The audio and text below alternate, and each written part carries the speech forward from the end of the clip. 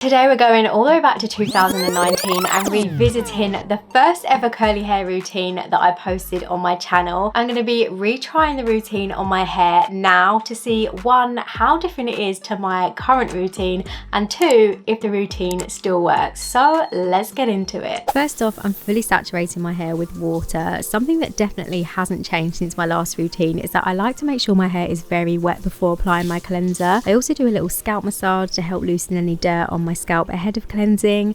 Now it's time for shampoo, and today I'm using the John Frieda Dream Curl shampoo, applying it to my scalp. I'm focusing first on the areas of most build up, like the nape of my neck and the crown of my head, and then bringing it down the lengths of my hair. But I realised I needed a little bit more shampoo for this. Gently bringing it down the lengths before rinsing out. Now onto my second cleanse, something that I did in my previous routine as well. I'm going in with shampoo at the scalp again to get rid of any excess build up, and you'll notice it foams up much more on the second cleanse as there's not as much grease and grime to remove. While editing this, I realised I may not actually have taken shampoo down the lengths of my hair in my old routine, but rather just let the shampoo rinse through the lengths of my hair. But it's become such a habit now to remove any product build up, and also quite a vital step. After rinsing the shampoo out, I'm going in with conditioner. I'm using the Umberto Giannini Scalp Restore. Such a random shampoo conditioner combo today, but I didn't have the same shampoo and conditioner to hand as my last video, and I'm trying to use the products I have rather than buying more. The biggest difference between my old routine and now is that I didn't use a brush to detangle and style my hair, so I'm really working the conditioner into soaking wet hair to smooth out any tangles before doing any raking. I'm now adding some more water to help loosen the tangles further. I still always add more water before conditioner, just like in my old routine video. The motion that I'm doing here is using a flat hand, and I say it's a combo between smoothing and raking, which allows me to loosen tangles without ripping my hair. And I'm just continuing that smoothing raking motion until my hair feels like a seaweed-like texture and has no tangles. I decided I need a little more conditioner for the ends of my hair, which are naturally drier. Then I'm just smoothing it all over, making sure all tangles are gone. Trigger warning, if you don't want to see shedding, look away now, because here is the hair that has shed so far. Now that my hair is fully detangled, I'm just adding some more water and raking to get them to feel like that seaweed-like texture. I'm using a slightly different motion now. This is more of a claw raking motion to help form the curl clumps, and then I'm squishing to condition with all that water that's in my hair. This is a really good way to hydrate the curls, and something that I did in my first routine video as well. Now onto the detangling finale. I'm fully rinsing my hair, just making sure all of that conditioner is properly rinsed out of my hair, and once that's done, I'm just raking my hair through once more to help form curl clumps and make sure all of the tangles are gone, scrunching out some of the excess water. And now on to styling.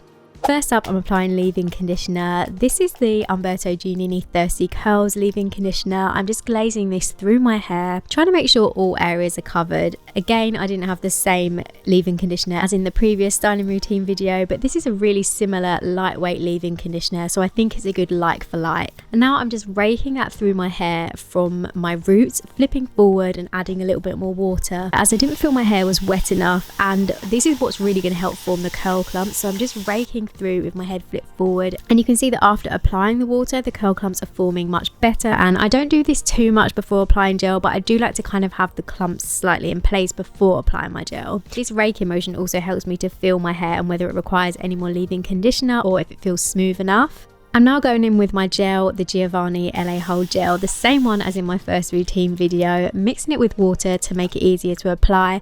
And I'm first just glazing it over my hair, and then to really make sure it's properly distributed, I'm raking it through my hair. Again, I'm doing this to form curl clumps. I'm using that claw-like raking motion to form the curl clumps. Just like in my old routine video, I'm adding more water throughout because that really is the key to getting the juiciest of curls. Especially when you're not using a brush, the water and that smoothing, raking, claw-like motion that I'm doing really helps to create the curl clumps. And then giving it a little shake really helps to settle the curl clumps in place, just to make sure that they are clumping. And when I feel like my hair is fully clumped, it's time to scrunch my hair, and I'm doing this at first with my hair flipped forward, covering all bases, so the front, the side and the other side, but with my head flipped forward. And then once I'm happy I've scrunched all of my hair flipped forward, I'm going to flip my hair to the side, and I do this very gently. I kind of tilt my head up and just shake my hair so it falls into place. None of this rough flipping your head to the side malarkey. I'm now applying a little bit more gel at the side, again mixing it with water, and I'm just going to glaze that over my hair as with my previous routine. I just find that this helps make sure all areas of my hair are covered. So I'm glazing it over and scrunching it in. And when I scrunch, I'm doing a scrunching, pulsing motion, as I find that really helps to get the product and water into my hair. I feel like it helps minimize frizz as well because I'm not being really rough with the scrunching. And then I'm gently flipping to the other side, applying a little bit more gel, mixing with water, glazing it over my hair. And after each time that I glaze it over my hair, I kind of mix my hands together just to make sure that I'm actually applying product to that section of my hair. Applying a bit more water here because I just felt like I couldn't hear that really squishy sound, and you really want to hear that very squishy, squelchy sound when you're doing this method. So I'm just continuing to scrunch, and this is really helping to form the curl clumps, and I'll basically do this until I feel satisfied that my hair is fully clumped and defined. I do like to flip every which way, so obviously I started forward and then I flipped to the side and then the other side, and this really helps give me root flexibility once my hair is dry. I'm now flipping back upright and scrunching once more. I don't think I'm going to apply any more product. I feel like I've applied quite a bit of gel so far because I applied quite a lot of gel in my previous routine, so I've got to do what I did there. I was actually quite shocked with how much gel I applied when I was watching it back, but it worked for me, and so that's what I'm doing here. And I'm just flipping again to each side and scrunching, just really making sure that I've got that root flexibility and definition. Now I'm removing a bit of excess water, and it's not something that I always do now, but I did it in my previous routine. And now on to diffusing. So I'm starting with my head flipped to the side, lifting at the root and cupping my hair in the diffuser bowl. Once it's in place, that's when I turn the dryer on, holding in that position for about 15 seconds before turning it off, bringing it down and moving it on to the next section. And I basically repeat this in sections with my head flipped to one side. I'll keep the footage rolling in case you find it helpful, but it is very repetitive, so I've sped it up slightly for you. I guess diffusing is kind of mundane like that, isn't it? It is very repetitive, but that's what gives you the bouncy results. Now that I've diffused all sections with my hair flipped to this side, I'm gently flipping my hair to the other side and repeating the same process, lifting at the roots, cupping my hair and turning the dryer on. I'm using a low speed and a medium heat on this dryer, by the way. And once I've diffused all of my hair on that side, I'm then flipping forward and doing the same. As I said, it's very repetitive, but this is what helps my hair dry evenly and gives me that root flexibility and bouncy curls. When flipped forward, I'm really focusing on lifting at the scalp and getting the dryer as close to my roots as possible, because that's what helps define the curls towards the roots. Because my hair doesn't actually curl from the root, I really need to try and encourage that definition and volume up top there, and diffusing really helps with that. Now I'm flipping back upright and just repeating the same steps basically across my entire head.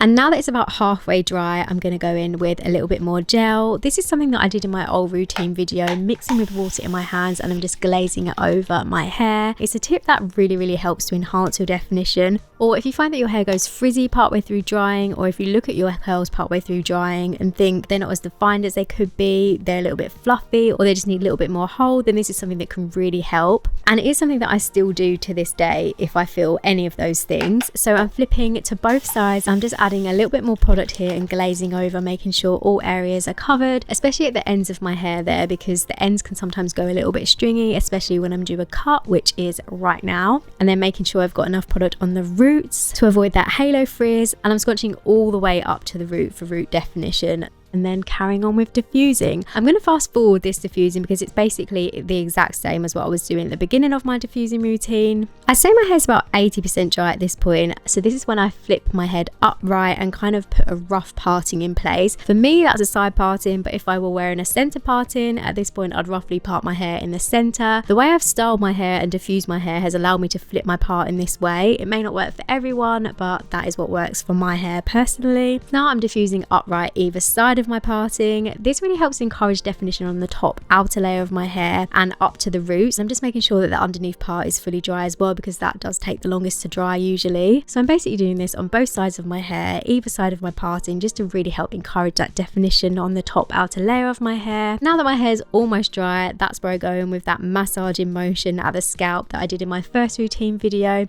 This really helps give root flexibility, it gives volume at the root, and also just helps dry my roots, because your roots can be the bit that takes the longest to dry. I also find this kind of helps break up any big curl clumps and break up any gel cast. And I didn't used to scrunch my hair at this point. I mainly just massaged the diffuser at my scalp, but these days I do a scrunching motion as well, because I find that helps break up the gel cast and helps speed up drying time, so I'm not diffusing my hair for ages.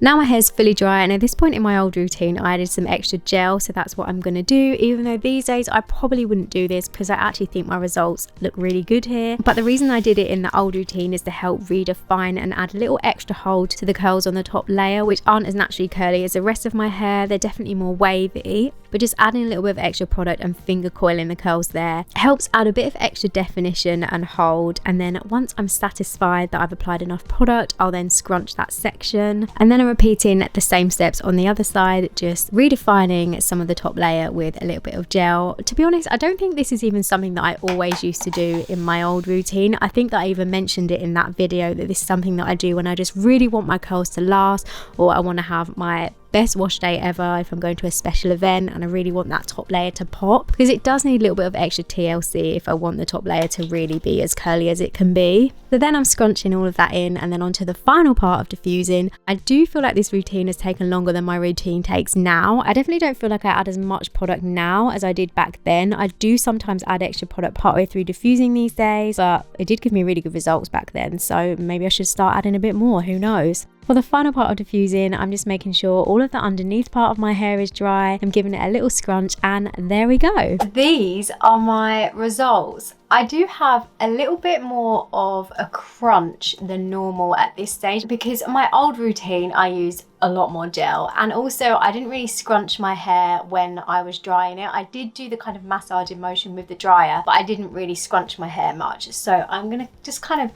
scrunch that out a little bit now. But overall I am pretty impressed with the results. The routine still works. I've got some really good volume. I would say my hair isn't as clumpy as it is with my routine that I do now, and I actually thought that it would be more defined not using the brush, because I think that sometimes when you use a brush it can kind of smooth your curls too much and almost elongate them. But I do think that the brush actually helps to clump the curls up a bit better. Maybe my hair wasn't as wet as it was in my previous routine video. Maybe styling it in shower would have been better, but we are where we are. Let me show you the back.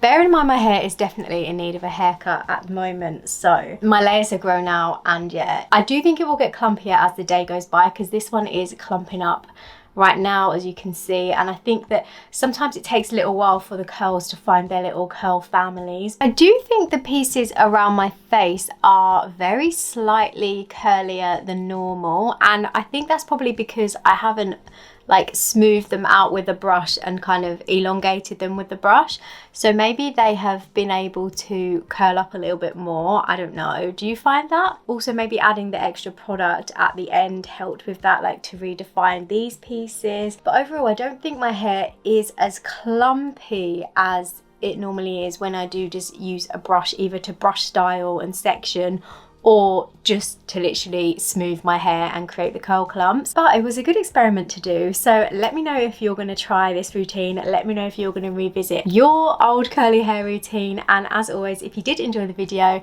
please feel free to give it a like, leave a comment, and don't forget to hit the subscribe button, and I will see you soon. Bye guys.